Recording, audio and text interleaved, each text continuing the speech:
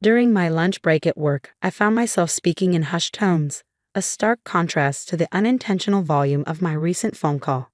Confusion and frustration swirled within me as the insurance company representative calmly relayed the unexpected news of my policy cancellation request. This wasn't something I had arranged. My insurance journey began through the persuasion of my sister-in-law Rachel, an insurance agent. She recommended a savings-oriented life insurance policy, albeit at a premium rate. As Stella, a 40-year-old office worker, residing with my husband and daughter, today had already presented its challenges. The morning chaos ensued with my husband announcing an impromptu business trip, leaving our daughter fretting over a misplaced math textbook.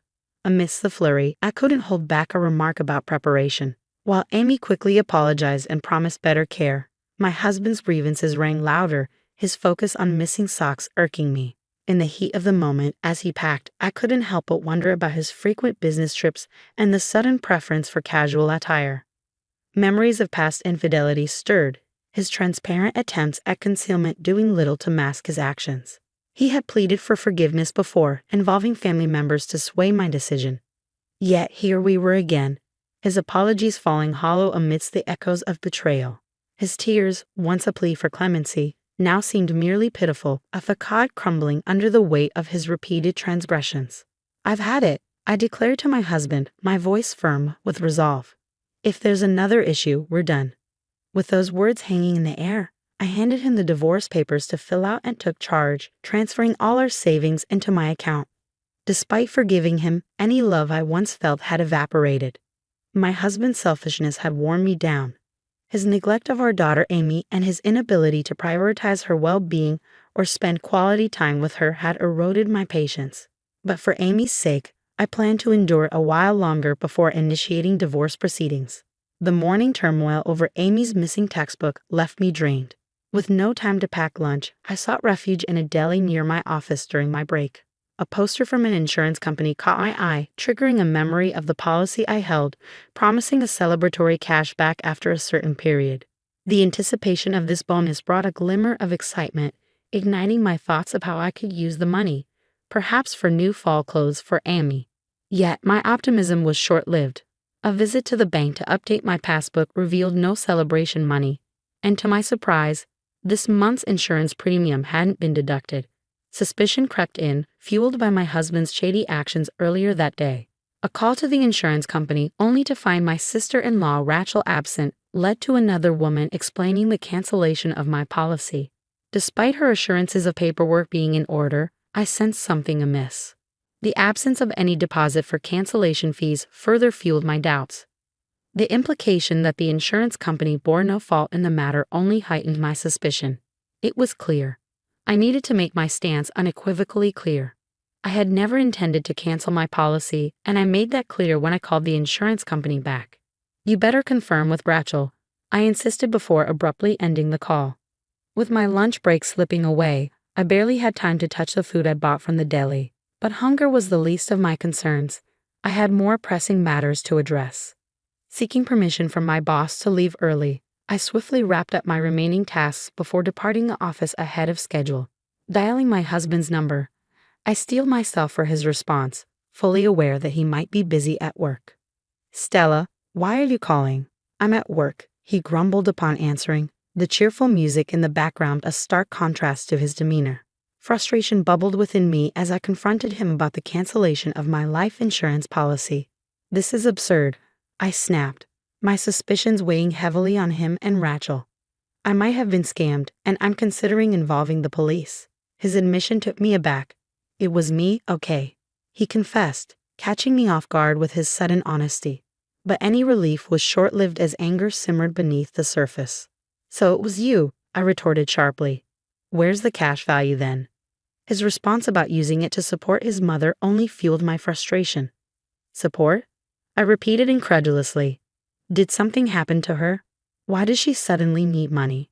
"No, she just wants to take family trips to holiday resorts now and then," he explained nonchalantly, as if it were the most natural thing in the world.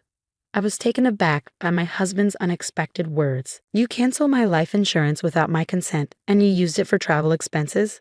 The business trip was a lie?" I questioned, incredulous at the revelation. Yeah, I'm the beneficiary, so I don't see a problem, he boasted, his excitement palpable as he described the luxury hotel lobby he was currently in. It seemed as though being caught red-handed only emboldened him. Frustration surged within me as I attempted to reason with him. Why did you cancel without my consent? I'm the one paying the premium from my own salary, I argued, only to be met with dismissive remarks about being healthy and able to take out another policy. His lack of understanding left me with a pounding headache. Do your parents and Rachel know that you canceled my life insurance without my consent?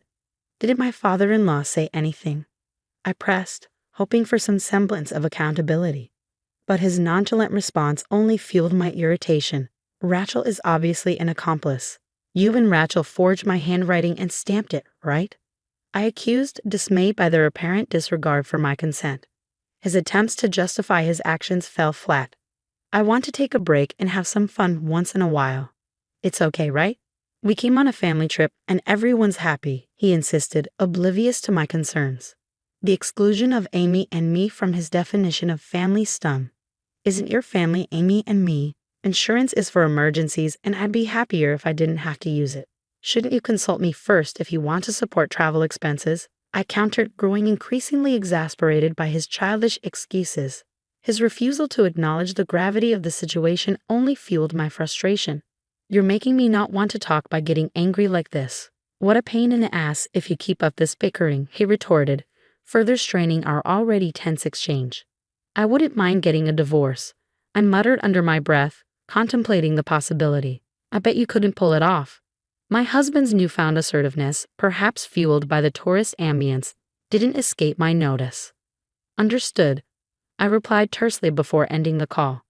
The resolve within me solidified as I silently vowed to retaliate against my in-laws and my husband for their betrayal.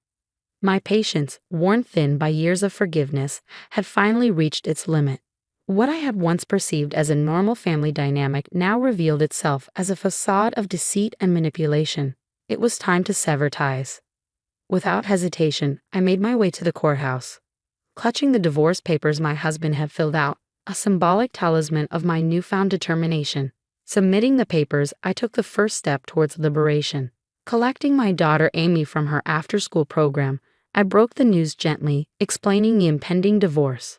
Amy's initial surprise gave way to acceptance as she processed the information.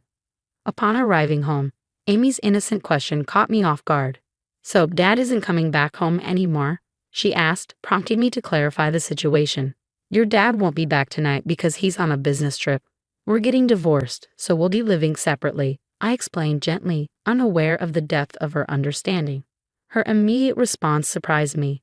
Then let's start packing right away, she urged, her determination evident.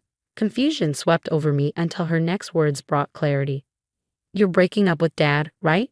You don't have to cry anymore. I don't like him because he's always mad, she confessed, revealing a hidden layer of her resilience. Realization washed over me as I understood her silent efforts to prevent our fights. Amy, did you always try to stop us from fighting because you didn't want me to be sad? I asked, touched by her unwavering support. Of course, she replied simply, her words a testament to the strength of her love. I had resolved to endure the marriage for Amy's sake, but her revelation shattered that resolve. It was evident she had been silently shouldering the burden of our strained relationship.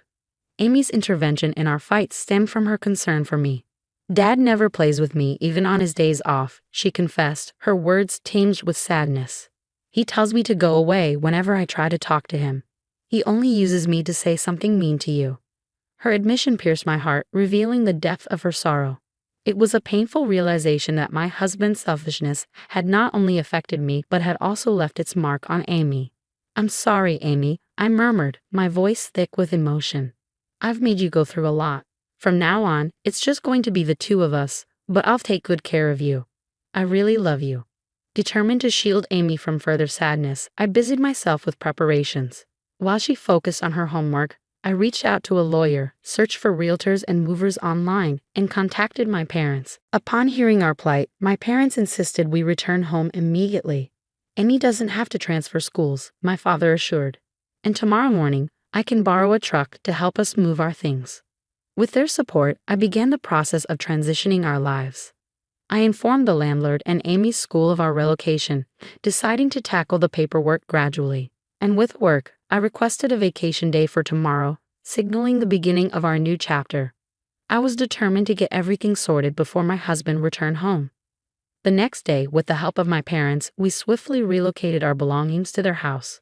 By the time my husband arrived, only his things remained in the apartment, leaving behind a note stating our divorce and our new status as strangers. I departed without looking back, anticipating his inevitable shock. The feeling of triumph washed over me as I reflected on the smooth execution of my plan. My ability to prepare for the divorce seamlessly stemmed from my prior research and readiness, honed during his previous infidelity. I had made it clear to him then, if there was a next time, there would be no discussion, only divorce. We had agreed that I would retain custody of our daughter and all shared assets. And so my daughter and I embarked on our new life at my parents' house. A few days later, a frantic call from my mother-in-law startled me. Despite her son's penchant for tears, her outburst caught me off guard. "You're divorcing him even though he didn't cheat?" she exclaimed, her words ringing in my ears. Her insistence on an apology bewildered me. "Apologize? Why?" I responded, struggling to comprehend her demands.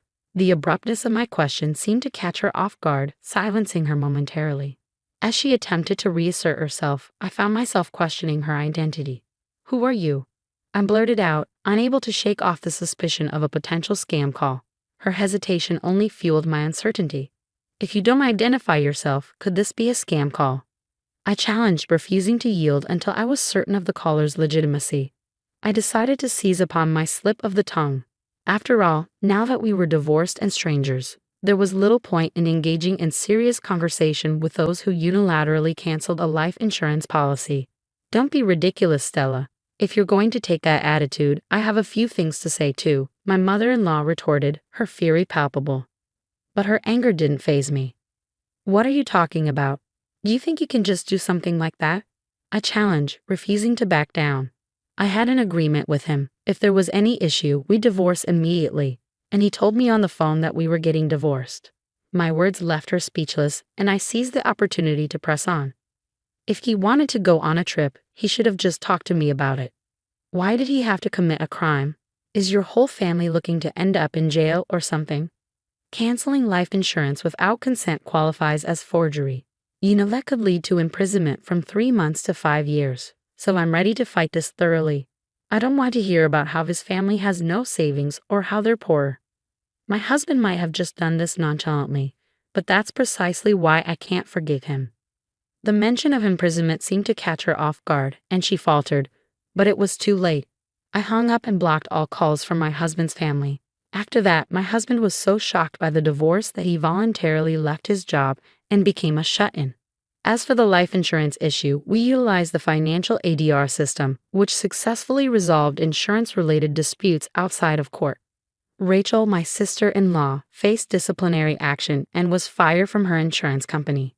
The incident even made minor headlines, causing the in-laws to become the talk of the town, shamed by relatives who told them to have some common sense and shame.